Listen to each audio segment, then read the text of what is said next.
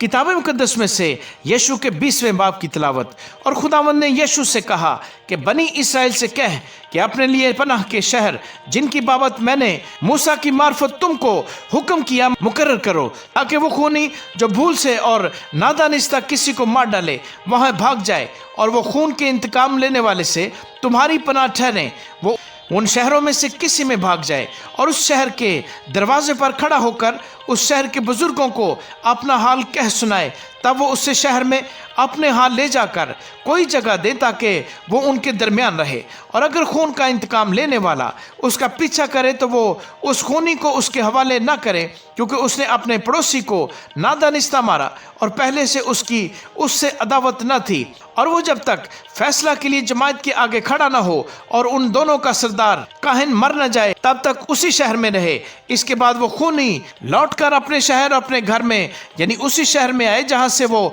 भागा था। बस उन्होंने नफ्ताली के कोस्तानी मुल्क में जलील के कादिस को और इफ्राइम के कोस्तानी मुल्क में सिकम को और यहूदा के कोस्तानी मुल्क में करीत अरबा को जो हबरून है अलग किया, और यरहू के पास के यरदन के मशरक की तरफ रोबन के कबीला के मैदान में बसर को जो बियाबान में है, और जद के कबीला के हिस्से में रामा को जो जलाद में है, और मनस्सी के कबीला के हिस्से में जोलान को जो बसन में है मुकर्रर किया। यही वो शहर हैं जो सब बनी इसराइल और उन मुसाफिरों के लिए जो उनके दरमियान बसते हैं इसलिए ठहराए गए कि जो कोई नादानिस्ता किसी को कत्ल करे वो वहां भाग जाए, और जब तक वो जमात के आगे खड़ा ना हो तब तक खून के इंतकाम लेने वाले के हाथ से मारा ना जाए। आमीन।